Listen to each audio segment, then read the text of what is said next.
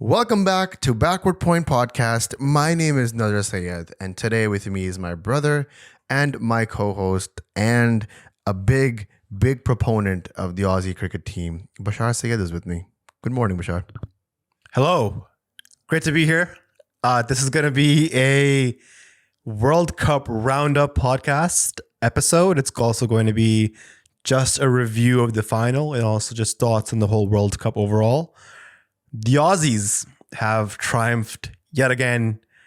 I don't know how many times I've seen the yellow shirts lift the World Cup trophy, but it's just too many times now to count. I'll tell you, at least it's 6 times. At least 6 times in the ODI World Cup, we've seen the Aussies, excel, propel, and just come out of nowhere and seize the day. Carpe diem it up. Before we start this beautiful podcast about the Australia versus India final, which is genuinely a beautiful day for us, just want to thank our patrons, our sponsors, people who make sure that the lights are kept on this podcast, and people that are actually helping us get through to the next stage of what this podcast could be. We are investing heavily in this podcast. We have editors now. We are investing in gear and sound equipment and laptops and software. So all of that is a direct result of our sponsors, of our Patreon members. We really appreciate all of that. The community that we've created, the Discord people, all of that is a direct proponent of our success. So thank you very much. And if you guys want to be a part of it, links in the bio, links in the description. Check it out. It's a beautiful community. Very proud of what we've accomplished here at Backward Point. And what we're also proud of is the fact that we have a very non-toxic community. We had Pakistani fans in the Discord server actually cheering on our English support, and our Indian supporters and wanting them to win. And it was a sad day for all of them, but a little bit bittersweet for everybody else as well, because we were like 10-0, but you lost where it counted the most. Bashar, we've said many a times on this podcast that India is a choking team. It chokes in the semis. It chokes in the finals. It chokes when it counts the most. Is that legacy right now retained, or is it just it's a bad day for Indian cricket team? Before the World Cup happened, I made a prediction that it's going to be an India versus England final with England to win. I got that portion wrong. I think England's going to make it, but I did mention that I don't see India winning the World Cup just because they're the new chokers of ICC events.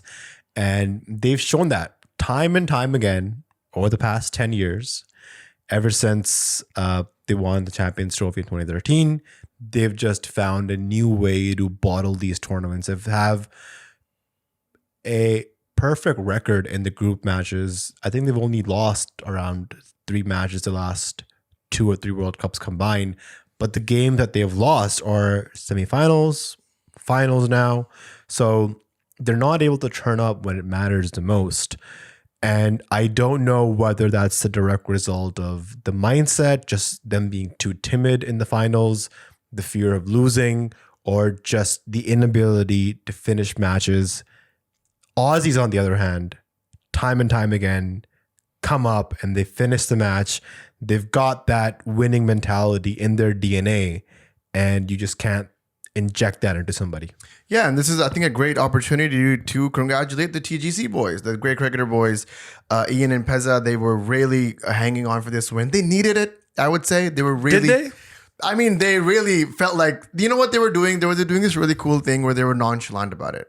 Like, I don't care if Australia makes it or not. And then as the days got, progressed a little bit more, and they saw that that Australia was actually inching towards the semifinals. Oh, wait, look, we're number 2, number 3. And then suddenly they're in the finals, but, India's going to win. They're playing it very humble. And I feel like if that's how the Indian supporters and the Indians fans played it, I think they would have actually came on the other side. I think it was just a battle of nerves and being at that stage so many times before.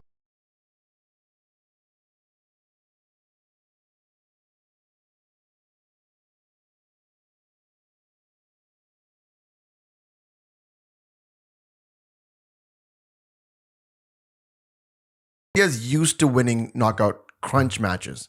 Like, if you're a Pakistani cricket fan, you remember both the semifinals that the Australians whipped Pakistan against, both the T20s and the quarterfinals actually in 2015. They know how to win. They know how to get themselves out of situations which are sticky. Quite the opposite for the Indian team. The Indians just know how to lose from situations that are extremely unsticky. In this World Cup is a great example. They went 10 for 10. They didn't lose a single game. Not once were they even actually challenged, would you say? Except for that first game against Australia where they were found themselves 5 for 3 and almost 20 for 4. Nothing else at all even wavered them. And that came to bite them back in the butt, because what happens when your middle order is totally unchallenged? What happens when your fast bowling is taking all the weight of all the wins? What happens when there is no stiff competition for you to go out and truly test your capabilities? You come in a moment where the knockouts, semifinals, and the finals become the place where there's the only place that you have to check all those tick boxes, and they weren't able to do that, Bashar. They were totally played out, and it's sad, but that's the truth. A day before the match, Pat Cummins does a pre-match press conference, and he mentions that he is looking forward to shutting up the 130,000 people at Ahmedabad. The ball is on this guy to say that in front of Indian press. Amazing. And he did exactly the same thing. When India would score a boundary, the stadium would be roaring. Whereas if Australia takes a wicket, it would be shunned silence, as if there's nobody in the stadium. So what Pat Cummins said he would do, he did exactly what he mentioned. Man of his word. Man of commitment, man of his word. And I want to know exactly where India lost this match, because this is arguably one of the greatest Indian ODI sides of all time. But the Aussies have a history of beating some of the great sides of the world. I was just glimpsing through an article from Usman Samyuddin, and he mentioned how the 99 Pakistan team is arguably one of the greatest ODI sides. The Australian team beat that Pakistan team. The 2007 Sri Lankan team was one of the greatest Sri Lankan teams of all time. The Australian team beat that Sri Lankan team. The 2015 New Zealand side was arguably their best of all time. The Australians beat that New Zealand team. And then now today, this Indian team, one of the greatest that they've ever produced, I don't think they'll have a hard time to replicate the same Indian side. The dominance they've showed in Australia somehow comes in and beats them as well. So it's the Aussie mentality. They have that in him. They're them. You know, they are them. Definitely. I don't think India will be able to replicate this kind of bowling attack ever again. It's genuinely a four-pronged, trident, not even trident, quadrant, whatever. It's one of those things where your pacers are, Bumrah and then Siraj, and then Shami is your first change, who's taking 7 furs in this World Cup. And then you have Kuldeep Yadav, who arguably is one of their best spinners. He's one of the top wicket takers right now in the world, in the World Cup as well, right after like Zampa and all the other wicket takers in the top 5. It's one of the best bowling attacks ever, and yet couldn't really produce any magic. I do think 240 was a small score to defend, but with the bowling attack that they had, Bashar, I was backing them up to do it. I was quite shocked that they weren't able to get them down for more than 3 wickets. Even the 3rd wicket was a little bit of a toss-up of, if Smith had gone and reviewed it, he would have been clearly saved. So it's just one of those things where it really was not going the Indian way. And at the same time, after the match, because it's been a few days and we've had the luxury of perspective, looking back and all that, a very viral video is going through of Prime Minister Narendra Modi, who actually, talk about megalomania. He was sitting in a stadium that was named after him by him in his hometown. Insanity ensues when you do. Imagine if like Imran Khan was sitting in an Imran Khan named stadium that he named after himself in like Miyawadi. And it's the biggest stadium in the world. Biggest stadium, that kind of vibe. Really weird. But anyways, this really viral video circulating, which I know you saw this. It's like a deleted scene from The Office where Narendra Modi, after the World Cup has been lost by one of the greatest Indian sides, is in the dressing room and he's like holding Kohli's hand and Sharma's hand and he's like, "Hota hai, theek hai, ho jata hai." Like, it's fine, it happens. And then he's like, Smile. "Haso, desh dekh raha hai aapko, muskurao." And I'm like, this is so Bro, bad. they've just lost the World Cup final. And you could just see I could see the vein in Virat Kohli's head almost about to pop. It's probably their last World Cup. They've had a perfect tournament and they've lost to Australia. You can only imagine what they're going through. And then for the Prime Minister to then come into the dressing room and do that, hard to watch. I'm going to ask you because you're the Virat Kohli lookalike on this podcast. I want to put you in Virat Kohli's shoes right there, okay, for a second. You've lost the World Cup against Australia that has beaten you multiple times before in knockouts and finals and whatnot. In your hometown, by the way. In the stadium that's named after this man. Are you consoled by the man who's named after the stadium coming at you and telling you to smile? Or are you pissed off more? Is it salt on the wounds type situation? Or is it actually cream on the wounds and it's actually making you happy? What would you say? I would be pissed, infuriated, but obviously because it's the Prime Minister, the country's watching, go on record, I would probably do exactly what Virat did, would just bite my tongue and get through with it. I mean, there's nothing much you can do in that situation. A few years ago, there was a very viral video of the puja video. Everyone's seen that, right? Puja, what is this behavior? If you haven't seen that, I urge everybody to go back and watch that. It's one of the greatest 45 seconds of reality TV that you'll ever see. This is my puja moment where I just will now go and say to my son or to my wife, "Ka Mikael, kya ho raha hai? Hasiye. Desh to aapko dekh rahi hai." That's just, I cannot stop saying that now. It's just the candor that he said, the freeness in his voice, oh my God, it's fine, we'll do this again. It's like, remember when we used to play gully cricket and we'd like lose like a nonsense semi-final match against like a very formidable team, and we'd come home pissed off and our mom was like, "It's okay, here, I baked you cookies, have some cookies, like it'll make you feel better." It felt like that. That was the energy that Modi was bringing to the room. And honestly, Modi, I expected better from you. From someone who sold out hundreds and thousands of seats, for someone who sold out MSG with Donald Trump in New York City, he should have been a better entertainer than that, honestly. Even in the end, where I think he came toward the later half of the match, and he came on screen when Australia needed like 40 or 50 runs to go. It was a clear win for Australia, and Modi's coming in just like waving, and people are clapping, and I'm like, this is not the time. Just read the room. You're Prime Minister. You've been in tougher situations. You've been in rooms where people genuinely hate you. Read the room and, just vibe with the players. Don't be like that, bro. I wanted to come and talk about some of the turning points of this match. The first one, as people are discussing, is Rohit Sharma's wicket. India were at the time dominating, and there were 76 for 2. Or actually, they were 80 for 2, 81 for 2, when Rohit Sharma gets out. Actually, no, 76 for 2. Yes, 9.4. You gotta fire your data guy, bro. 47 off 31. He hits 4 fours, 3 sixes. In the over he got out, he hits a 6 and a 4 to Glenn Maxwell. And people are like, you've already gotten the score. India's got a head start. The power play is about to end.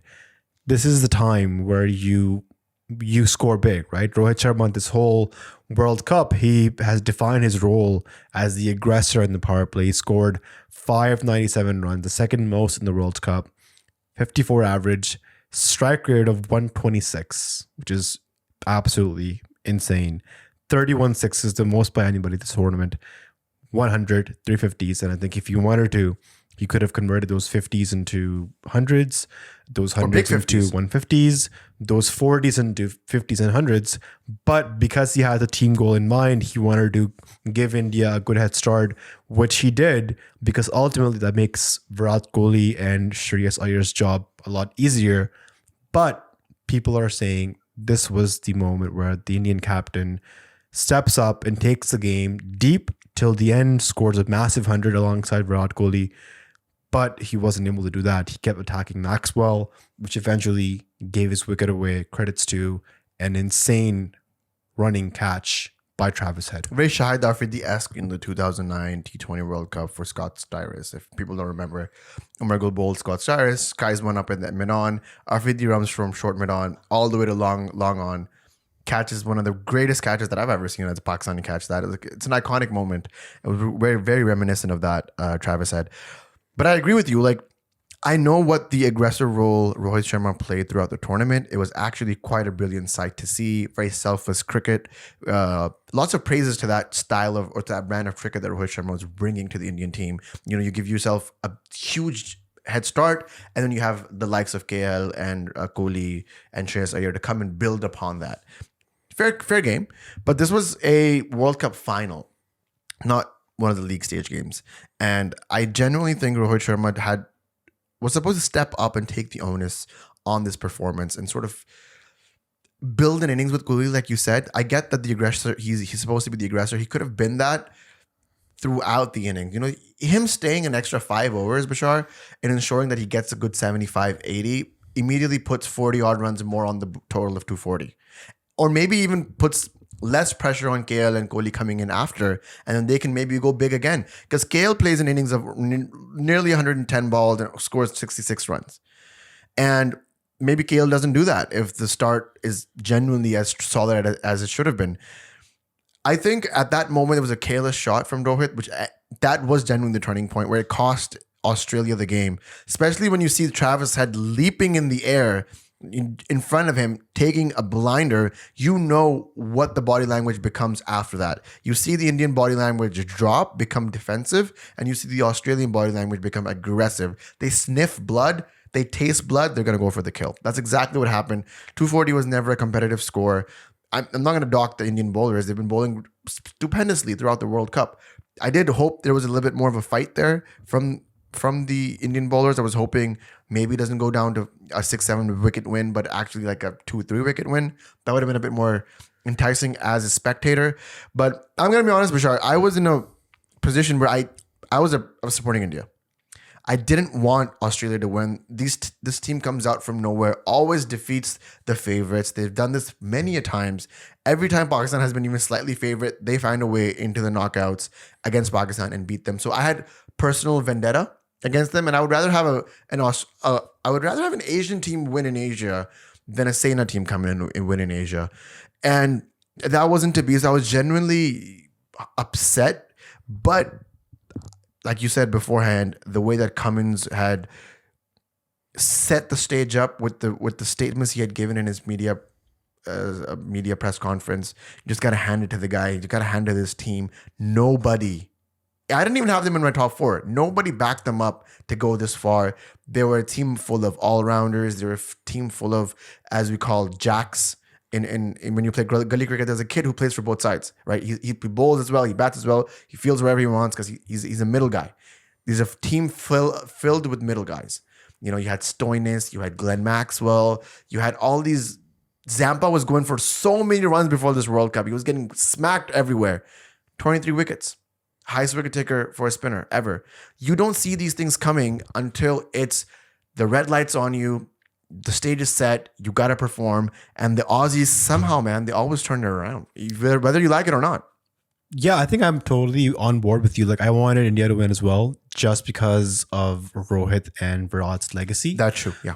There's been a lot of conversations on Virat, and I think this World Cup puts a lot of them to rest. I mean, for example, coming into this World Cup, Virat had low scores in World Cup semifinals. Single digits and finals. So for him to score a century in the semifinal and 50 in this final shows that he is actually a man of the biggest stages. We cannot replace him. We cannot. But still, the one question is, like, Virat can't. He's good. He's great. He's phenomenal. But he's not able to help India cross the line, right? To and actually win trophies.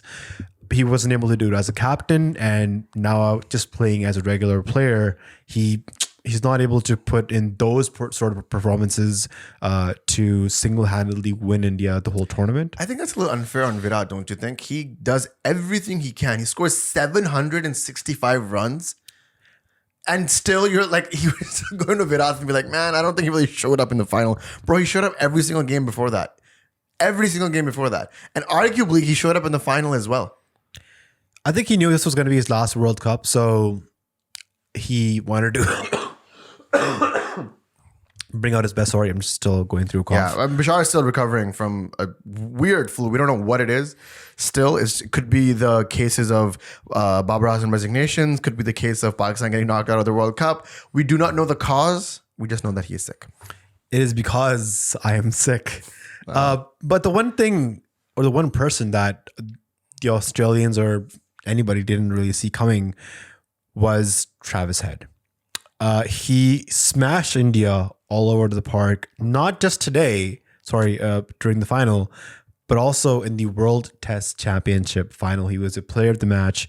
He scored 163 and really just took the game away from India in that final, which was also a great build up to the great Indian team that played that whole cycle of the World Test Championship. And then again, in the finals, Travis Head smacks India all over the place. This is somebody who was not even in the team when the World Cup started, was out with a hand injury, comes back, scores a century, and scores another century in the most important match of the last 4-year ODI cycle.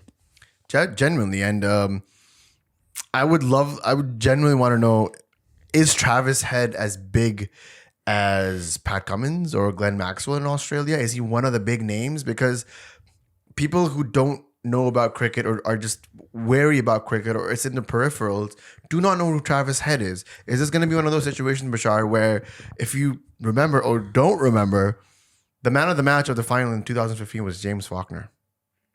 Is it going to be one of those situations where in 10 years we're going to be like, Travis who?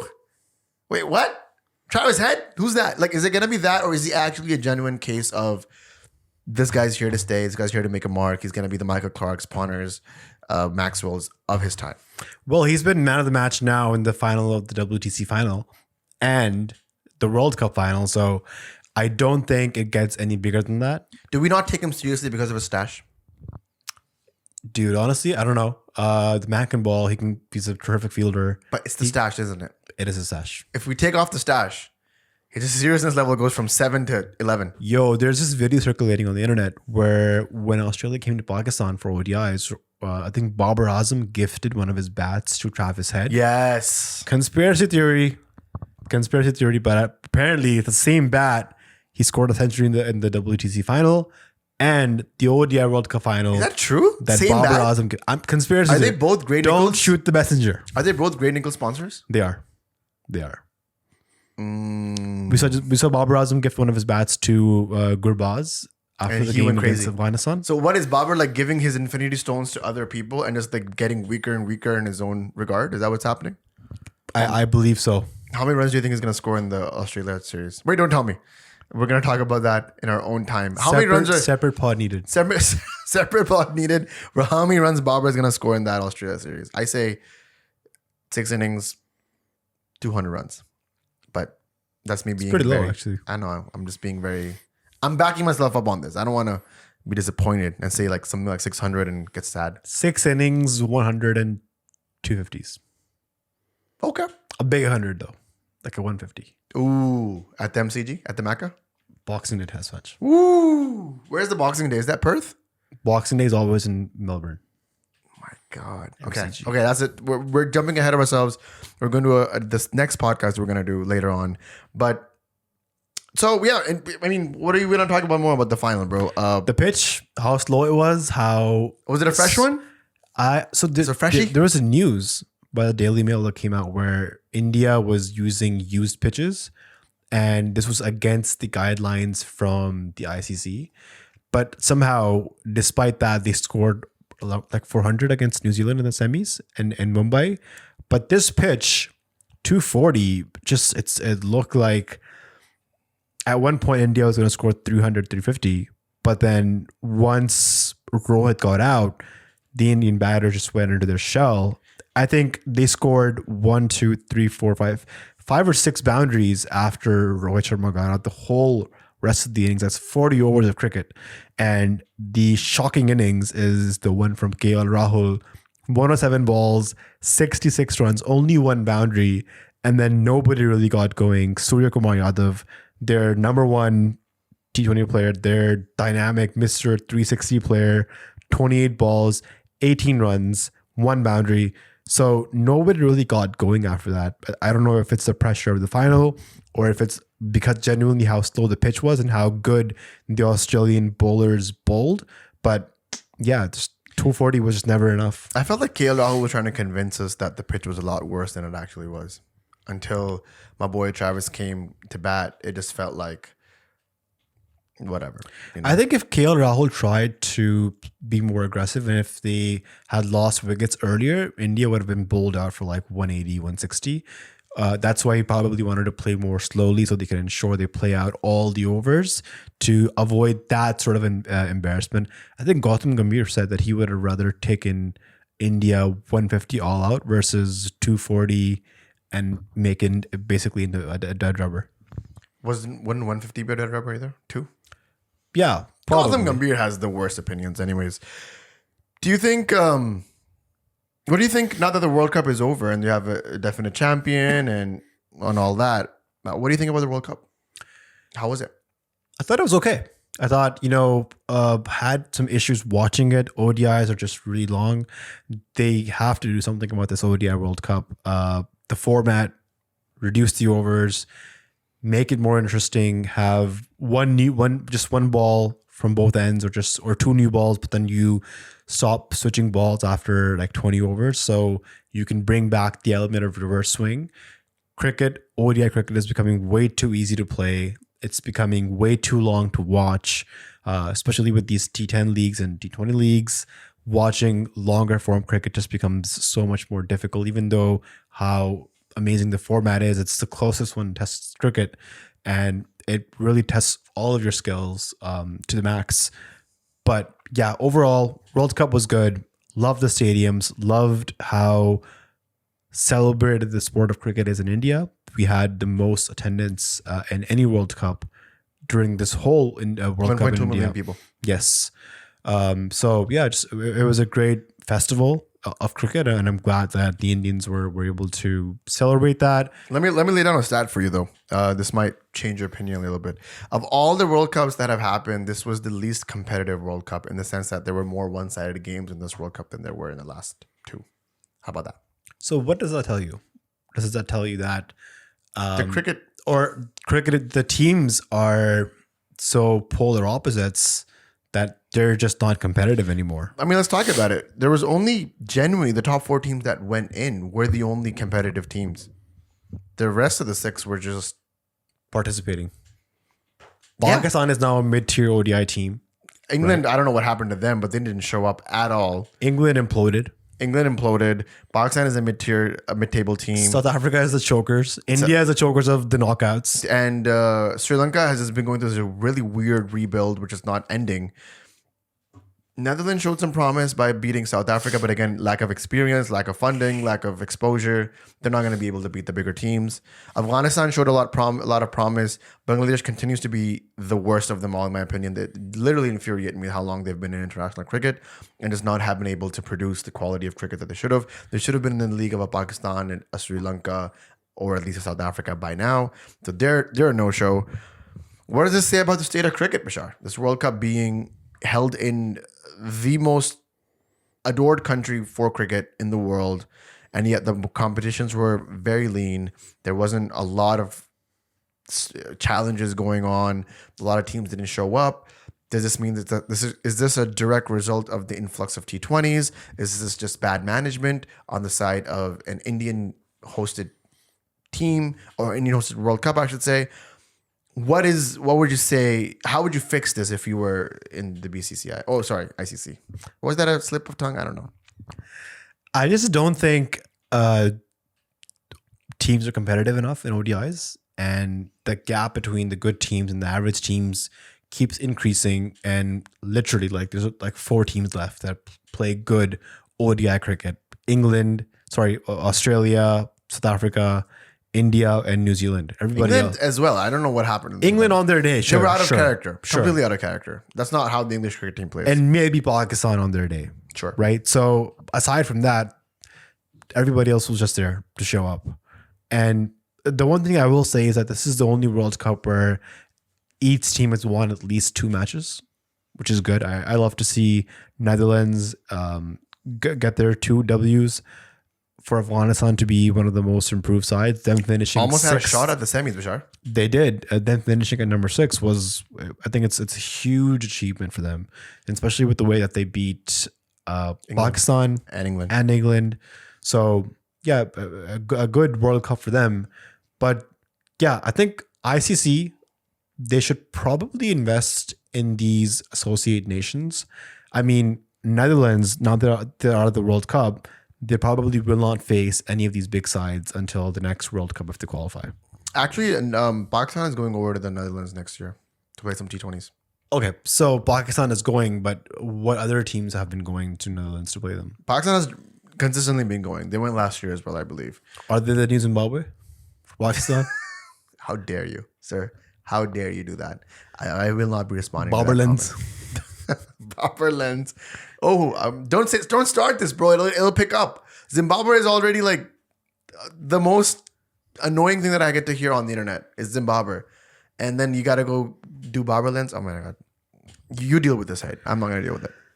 So I mean, yeah, just overall, I think what I wanted to do actually was, this is off the top of my head, let's make a all-time ODI World Cup 11 for this World Cup. Okay.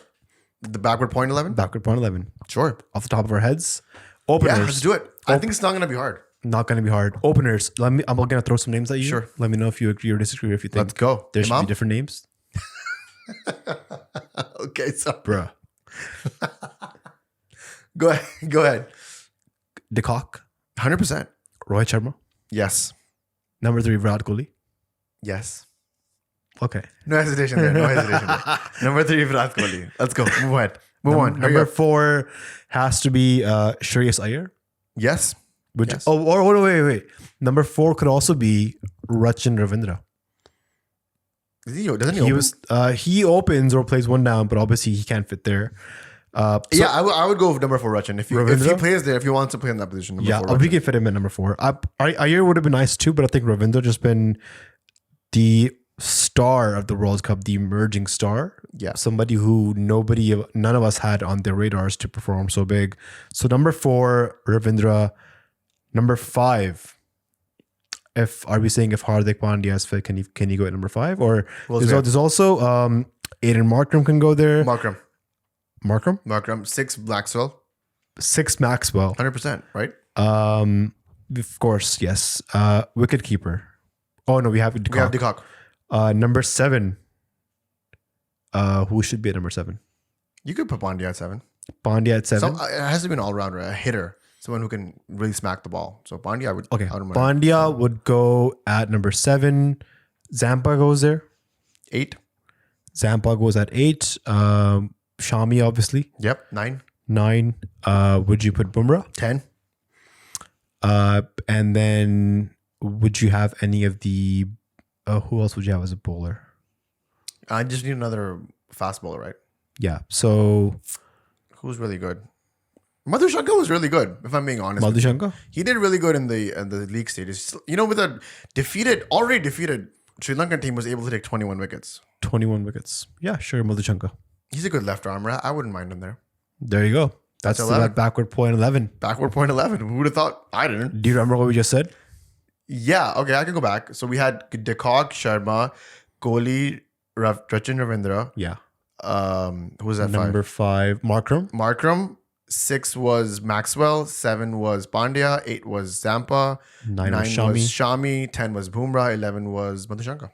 There we go. Backward point, World Cup 11. Boom. Let us know if you agree with that, disagree with that in the comments, or if you have a better 11. 12th man is Babar, by the way. Oh, there we go.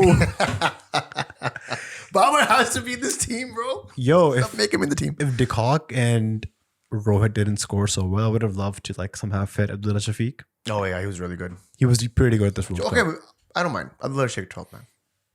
Represent the green, bro. Sad how no Pakistani actually fits into the 11. Not even a little Shaheen took 18 wickets, but come on, they weren't his best. Not even a little They bit. weren't his best. No. All right. I think this has been a good pod. just been busy in life a little bit, Bashar. That's why I feel like we are not able to connect like we should. But I think in the next few days, we'll be able to be coming back to our usual programming at Backward Point. Also, we kind of need a little bit of a break. The World Cup has been a crazy ride. We did about even 15 before episodes. the World Cup, the Asia Cup. Yeah, the past This all started from 6 the weeks. Asia Cup. Yeah, the past 6 weeks have been crazy. We've been at it. I think it's important that we take some break for our mental health as well. So we'll take a few days off for sure. I mean, guys, stick around for the Backward Point. Just because the World Cup is over doesn't mean that cricket has ended.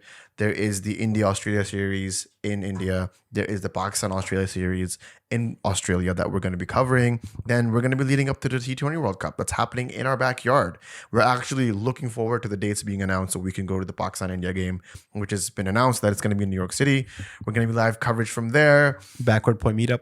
Lots to happen in the near future. So if you guys want to stay connected, please like, subscribe, make sure you're hitting the basic stuff. Like that doesn't even take any money, Bashar. Like that's free of cost. So like and subscribe. And if you guys want to support us further, the Patreon is in the comms below. You can also check out the membership programs for Spotify Gang and the YouTube Gang. There's memberships there. There's exclusive content there. We're going to start releasing exclusive pods for the memberships and the Spotify membership. So if you guys want to support us, it's just a couple of dollars. Feel free to do that. Bashar, my name is Nazar Sayed. What's the emoji today? Oh, true. We didn't do that. We want to make sure you been a guys listen while. to the whole thing. You know what? Cricket won, so cricket is the emoji of the day. If you search cricket on the emoji keyboard, you'll find, I think, a cricket bat or something. So yeah, cricket bat, cricket ball, whatever you guys are vibing with, send it over so we know that you're listening all the way through to the 100% mark. Send 2 of them. Send 2 of them. There we go. We keep adding to our list of emojis. Thank you guys very much for tuning in. Again, my name is Nazar, and I was your co-host. And it's been a good run at the World Cup, but we got to look forward now. Looking forward. Bashar signing out. We'll be back soon with another episode. Cheers.